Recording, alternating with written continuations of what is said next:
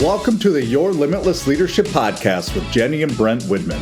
Here, we believe leadership isn't just about titles. It's about how you show up in every aspect of life. Whether you're leading a business, building a legacy as an entrepreneur, guiding your family, or striving to lead yourself first, this podcast is for you. Join us as we dive into real conversations about growth, decision-making, and the courage it takes to lead with purpose.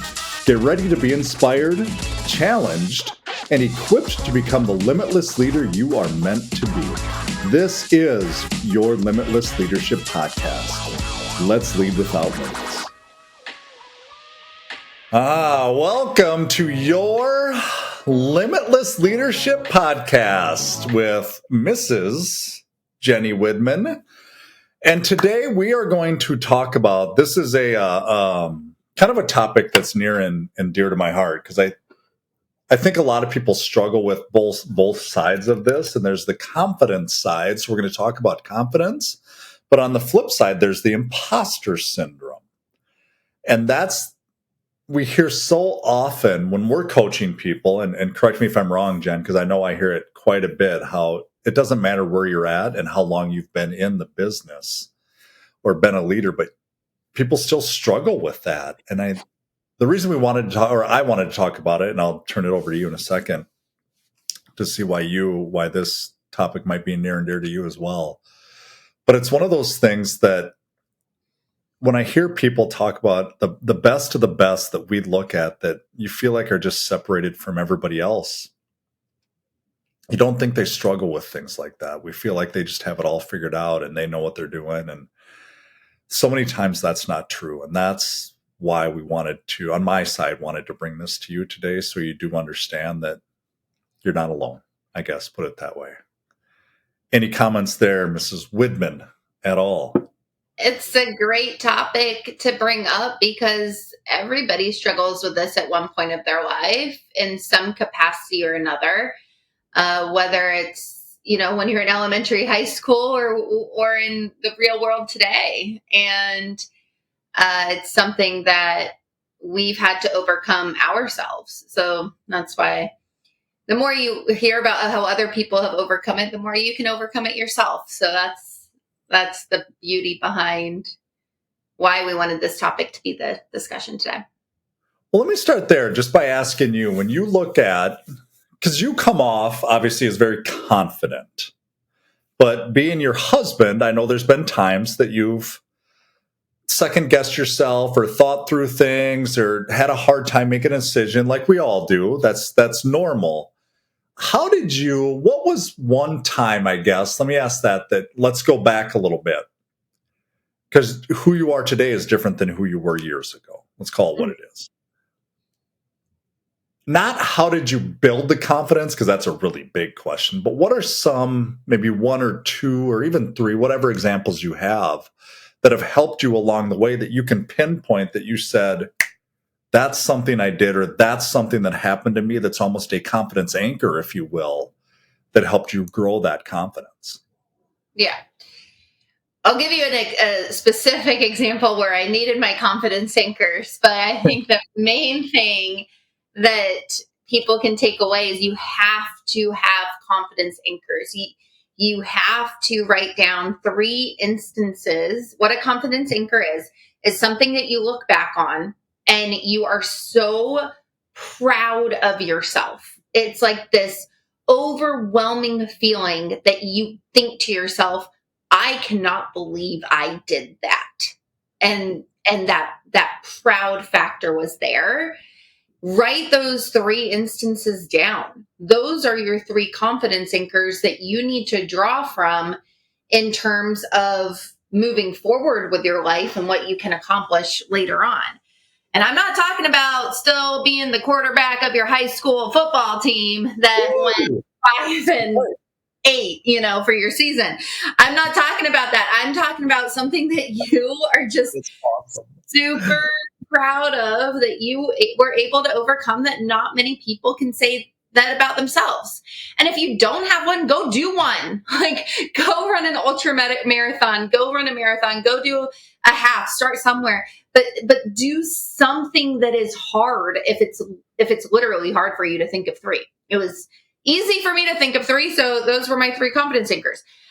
But the time that I go back to a confidence anchor for business is I had just started in the consulting world. I was 26 years young, and what I had for myself going into consulting and how I got recruited by Rory and AJ Vaden, I just did door-to-door sales. And I don't want to say I just did. Door-to-door sales is extremely difficult on lots of different things. I mean, I literally say I got my degree at University of Central Florida, but I got my master's at life at door-to-door selling.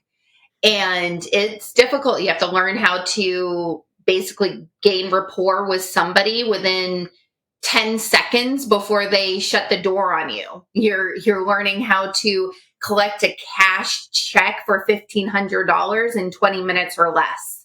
You're learning about people and asking questions to really drum up a need that they might not see themselves before you knock on the door. You're working 100 hours a week, right? There's so much that goes into door-to-door sales people don't really realize. And Brent always makes fun of me because if there's a door-to-door person, I am not only opening my door with open arms, but I am giving them every Gatorade, protein bar, asking them if they need to pee. Like, I am the We're either buying something or they're hanging out in our pantry for about an hour. One of the two. I try to buy every time someone does come, but there's only so many pest control companies that can come on my door. Anyway, going back to it. So I was 26 years young. I had that going for me. And I was entering a Merrill Lynch relationship. And I was running a training, a 1-hour workshop for this Merrill Lynch office in Florida. And, the average person in this room was about 55 years old and a net worth of over $1 billion combined in that room.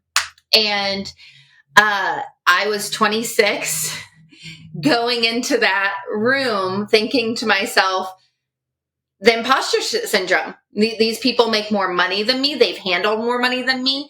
They know they've been in this business way longer than I've been at consulting. But the reason why I got offered to come and do the workshop was because this guy, Tony, knew I did door-to-door sales for 6 years. And he's like, if I can just have more of your mentality, more of your mindset with these 55-year-old guys, we'd be crushing it. If they just understood the hunting mentality and just asking and just getting after it and thinking positively and not always about the negatives, like, that's why I need you. And it's like, I went into that meeting scared out of my mind. I went into that meeting like, can I provide value? I was very hesitant going into that meeting. I called my leader, AJ, on the way up, and I'm just like, did I wear the right thing? Am I going to say the right thing? And I had all these thoughts creeping in of, I'm not qualified to do this. I don't know what I'm doing. And I was scared shitless. I walked into that room of the 55 guys and I just did what I did best. I'm really good at memorizing names. I'm really good at being present with people and being very intentional with people. And I memorized 53 of the 55 people's names in that room, shared them right before I got going. And I literally had like a standing ovation before I started. Everyone was super impressed. And in that moment, I had people's attention. At the end of that meeting, I broke a company record and collected the most cash from a rookie in a one workshop scenario. And, it ended up being a huge confidence anchor in my business today. Just what I was able to accomplish in that time. So those thoughts were there. The feelings were there. The scared was there. But what I kept going back to was he invited me in for a reason. He saw something in me that I knew was there. I just needed to deliver what I know best. And that is my attitude, my controllables, that there are people that need the message that I can deliver that they can't deliver themselves. And Tony saw me as that. He partnered with me for 3 years, and he knew there were messages that he's been given his whole professional life that I could just deliver the exact same message and people would hear it differently. And that's exactly what happened. He became the number 2 market exec in the entire company working with me. So, I do believe it's that you just have to act as if, you just have to believe in yourself. You just have to know others believe in you more than you believe in yourself at times. But at the end of the day, you just have to show up and do what you know best. I did nothing different than I've been doing.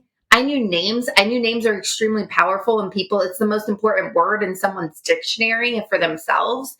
I knew that that's something I can deliver on because I'm really good at it. And you just have to have that confidence within yourself that you can. Now, I do want to say one disclaimer. There was this group of, I want to say 4, maybe 3 guys in the back corner. And they were mocking me the whole time. They were questioning why I was there. They were my haters in the room, as you can call it. But there were other guys that I can say to this day. This guy, Marcus, came up to me, still on social media with him, love him. And he was like, you had me at my name. Like I was buying whatever you were selling because you had me at my name. And there were people that just get you and that just like you. And there are people that don't get you and will never like you. And so I do want to make that disclaimer that as much as you can fake it till you make it, be out there. You are going to have people that mock you, that don't like you, that can't stand you. And I had it in that room. I can remember where they were sitting to this day. And that was 15 years ago, it's there. So. I don't know. I'll follow up on that. Just all when I'm going to go back to something you said about our perception, because you're just a door to door and you're going in now to a top financial institution. And we take what we think and put it onto other people. And that's what you were doing. But once you got going, what you said was, I knew what I was really good at, because every single person listening to this out there, you are really good at something. You know what that is. We all know what that is. You know what it is. And you just hung on to that and you were you. That's what you did. You were you. You didn't try to be other people. You didn't try to do other things. You didn't try to do all this stuff. You just were confident in you. And one of the things I was hoping you were going to say, because I've seen you do it and I know you do it, but it's another thing that helps you with confidence. It's before you go in and speak, when you say, I'm Jenny MF and Widman. And you can take the long form of that, obviously, because she looks in the mirror and she says that, but that adds that level of focus and confidence that I am who I am and I'm going to be who I am. And there are going to be people in here that get me, and there are going to be people that simply don't get me. And that's okay. And that's what you're telling yourself. I love the act as if as well. Like, can you explain that to me a little bit? Act as if. So I'm a huge affirmation girl, and I know some people think it's a woo-woo thing. I'm a believer in it, but before every speaking event, I will go into the bathroom right before I go on, and I will look myself in the mirror, and I will say, and I'll say the full version. And at the time it was, I am Jenny M.F. Newt. And I just say it confidently in the mirror. And that's been happening for 20 years now. So that will never go away. But you have to have that affirmation. I say the affirmation or the song, that song Champion by Carrie Underwood. Every time I hear it, I'm just on cloud nine. I think for you, isn't it Eminem? Or who's yours? Yeah. But you need that song. I mean, I was listening to that song driving to that workshop. I can remember it, like it was. But anyway, this girl's on fire, one of those. But those are definitely mindset things that you need. You need your staples. And that's when you talk about affirmation, and we're not going to get, because we've done this on a different one, but everybody's different. Like your affirmations are different than my affirmations. Like you talk about Carrie Underwood, and that's your song. Like the one song that hits me so many times is, like you said, Eminem, but Till I Collapse, because that, in Brent's world, it's get out of my way and watch me. And if it's going to be hard, tell me it's hard and watch what I can. That's affirmation. It's just a different form of it. But that is a confidence thing. That shifts you from the imposter to the confidence. It's funny. I actually wrote 4 things down. As you said, write 3 things down about your confidence thing. So I'm going to do them actually in order. And you know these already. I'm guessing you'll be like, oh, okay. But in college, I had gotten up to 215 pounds. And I had one dude one day as I was bartending ask me to work out with him, or we talked about working out, and I ended up losing. I've hovered around 180 to 185 pounds for about the last 20 plus years because that time. But what the confidence came from was people saying to me, have you lost weight? Now, I didn't work out to lose weight. I worked out because I gained 30, freshman 30, and I was well past a freshman. So it was still hanging around, but it was that thing that helped me gain confidence, as in, okay, you feel better, you look better, you're better, you're creating this muscle, if you will, that even when it's hard or you don't feel like it, you get up and do it. It shifted from the imposter to the confidence. And then it's kind of funny, but it was running a marathon. And I remember when I decided to run the marathon, it was in 2008. And I didn't know how to run a marathon. I didn't really know what a marathon was, as funny as that sounds, or I had to do research on it. I didn't understand. I did the Twin Cities, and I had to ask a lot of questions, and I trained way too long, and I trained way too much, and I didn't have the nutrition, but I did it. And I remember getting across that finish line, and I literally just sat down on the curb. And I was like, I am done. I am done. But it showed me that if you can run 26 miles, you can run 4. Which even like now when I go out and run and it's 0 degrees out, it's way easier to run when it's 40 degrees out and windy. It's easier. That is a confidence anchor. I was no longer an imposter runner. I felt like I was a runner because I ran a marathon. Now, don't take that wrong. If you run, you're a runner, just so you know. That's how it works. And the other 2 were in business. One of them was becoming a partner. I had hovered a long time in sales. I job hopped. I chased the title. I did all those things. And it wasn't until a night in December when I pulled into the garage and my leader, said, you just hit partner, because I had just driven back from Nebraska and sold X amount. And I cried. Because I had never accomplished anything like that. I only watched other people do it. And my perception of other people they were gifted, they were special, they just had something I didn't. And to be able to see hard work transform into something that was, I don't know how to describe it, something that made you like superhuman in my mind at that moment. It was weird to see that happen. Because I thought, well, I'll just work hard and be in the same place forever, because that's what it was always had always been. So it was becoming a partner in the company we were at. And then the last one has happened very recently, as of January, and that was starting our own business. I've always wanted to have our own business or start my own business or what have you, but I never knew. I thought to be an entrepreneur, you had to invent this product or do something special or all this stuff. But I have come to realize, and have learned this over time, that it's not about you having this ingenious, there's two different ways to start a business. You have an idea that you develop and you start yourself. Okay. Elon Musk, Bezos, those types of people of the world. Or you take something that is already there and you make it your own and you get really, really good at it. And that's something we have done. And that is, I'll tell you what, that is a pretty cool confidence anchor as well. So those are kind of the four that, I don't know. I don't think about not being confident anymore, because it's just, I think when you're comfortable in who you are, you're comfortable in who you are. So.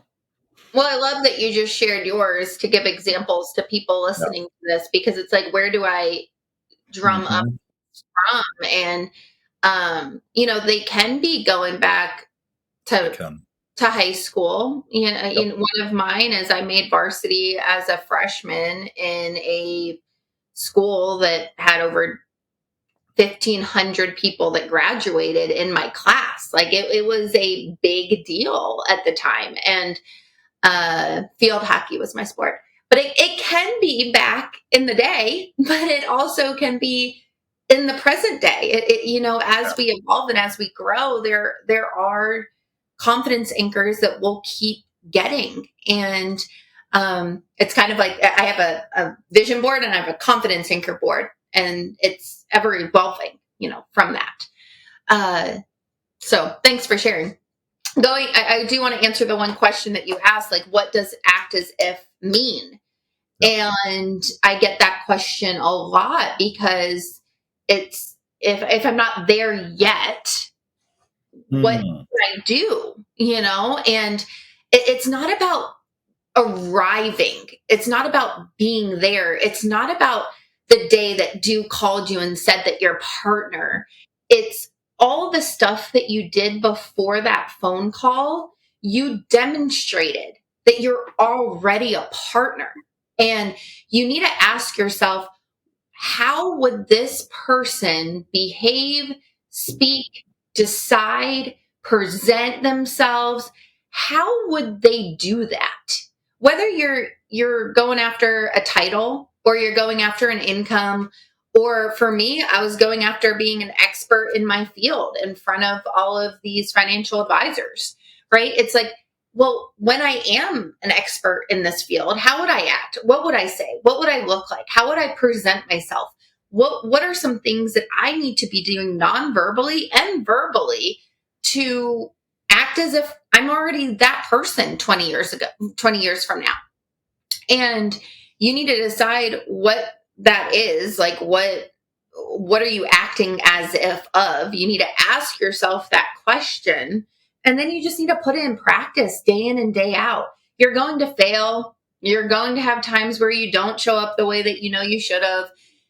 Own it. Be vulnerable. Say it. A true leader would. So it's just acting as if you are already there is where the confidence will come from, because the unconditional confidence is there once you live into it.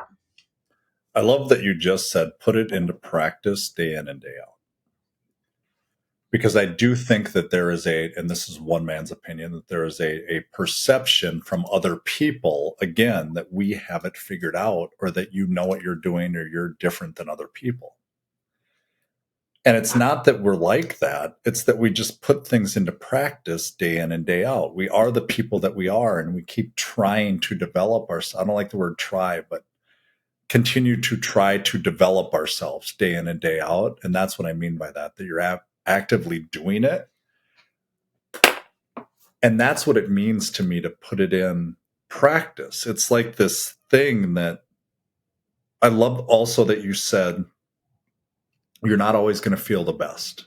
You're not always going to be perfect. You're going to be tired. You're going to be frustrated. Maybe some things happened in your relationship or with your kids or with life or whatever it is that you're not going to be at your best. But when you act as if, or you're vulnerable, that's leadership. People see that and they know that you don't have it all figured out. And it's easier for them to not have to live in this imposter syndrome because you're giving them permission not to, if you know what I mean by that. You're letting them know that there are days that you struggle too.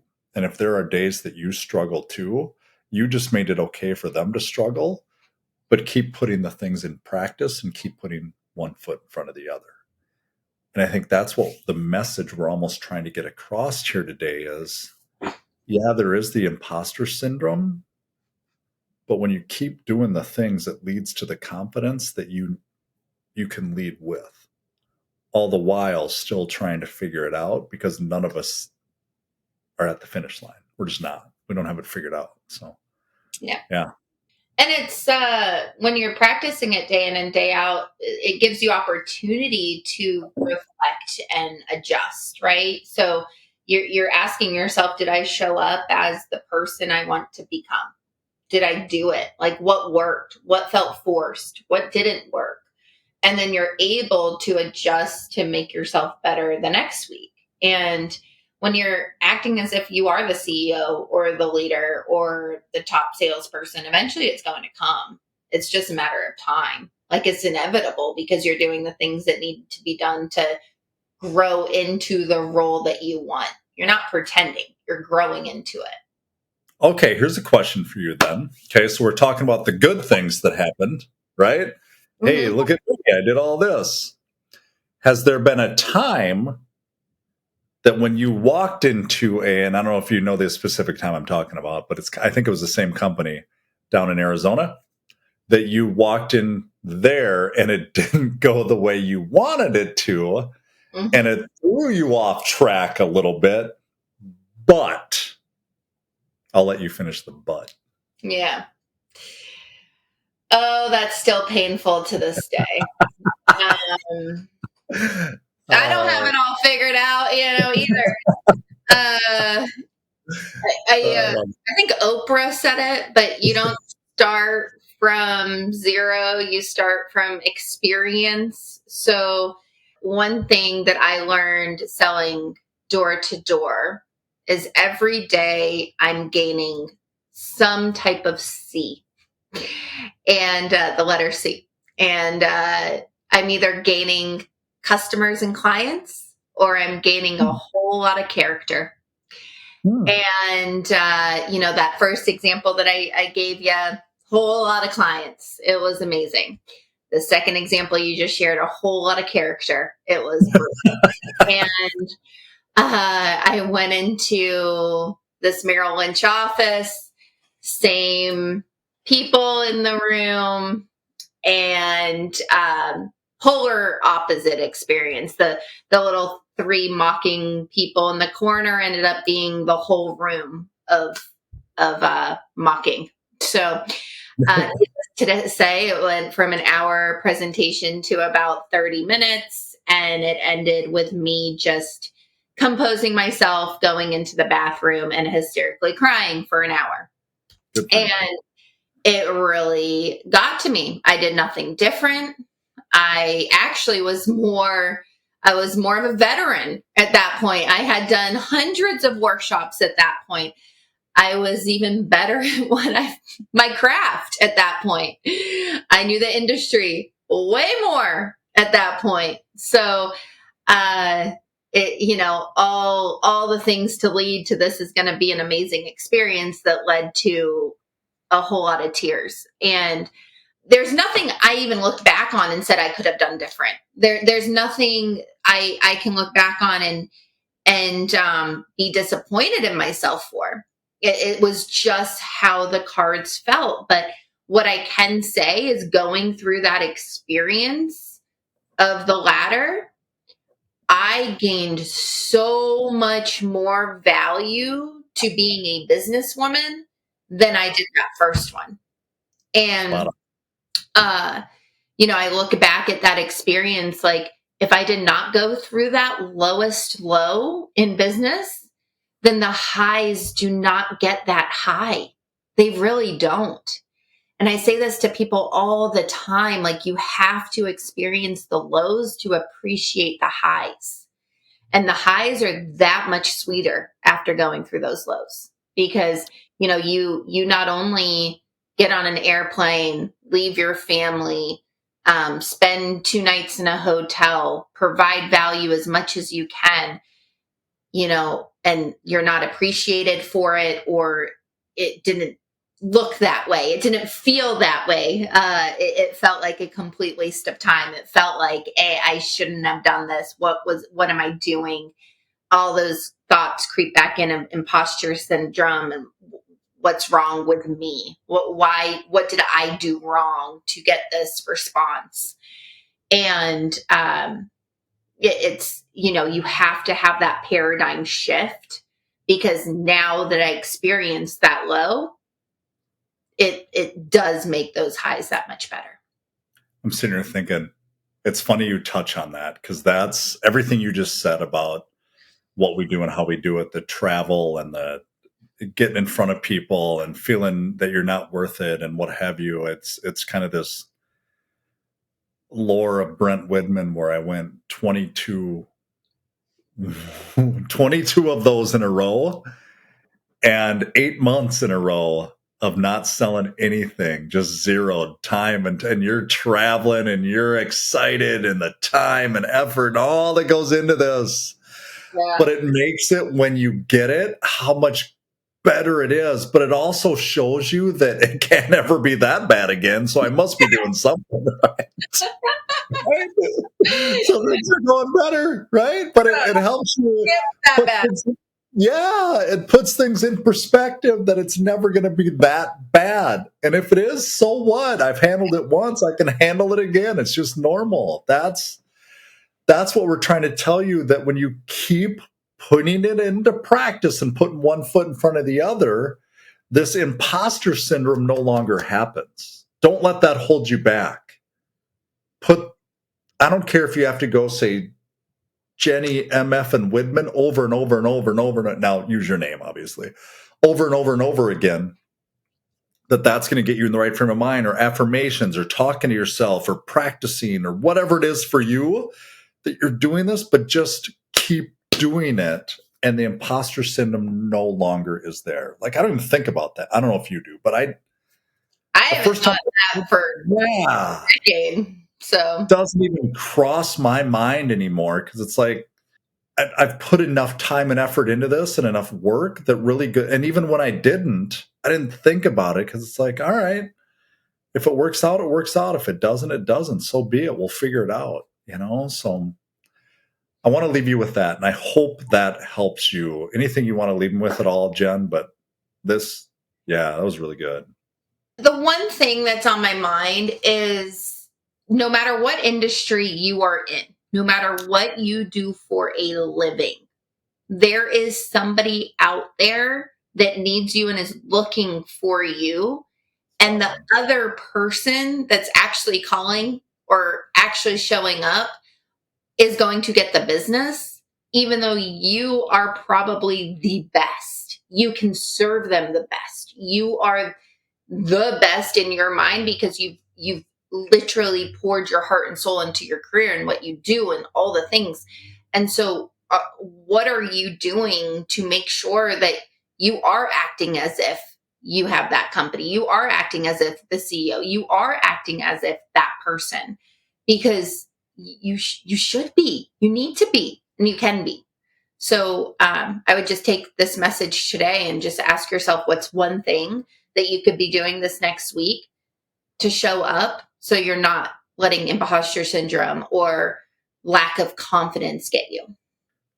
To second that note, there's times that I'll sit there and think of all the appointments I've been on, and all the workshops I've done, and all the times I've spoken, all the people that have told me no, and all the But all those things, if I didn't do them, wouldn't lead us or lead me to where I am today if you didn't do it.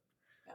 And that's why you do it, because it's enjoyable. It really is. And you gain character and clients, and you gain confidence from Sometimes both, oftentimes just one. Absolutely. So, and it's okay when you know that, you know that. And when you're looking for one of them, and sometimes you find two of them. So I love it. Thank you again for being on here. This is your Limitless Coach, your Limitless Leadership. And if you like what you hear and you want to talk through some of this stuff, dnacall.com or yourlimitlesscoach.com, you can find us and we will find time for you. I appreciate you being on here. Thank you. Thanks for joining us on the Your Limitless Leadership podcast with Jenny and Brent Widman. We hope today's conversation inspired you to think differently about leadership, not just in your career, but in every part of your life. Remember, leadership starts with leading yourself first. It's about taking action, making bold decisions, and showing up with purpose. Now, it's time to take what you've heard today and put it into practice. Whether it's in your business, your community, your family, or your own personal growth, start leading without limits. You have the power to become the leader you're meant to be. Until next time, keep pushing your boundaries and leading with purpose.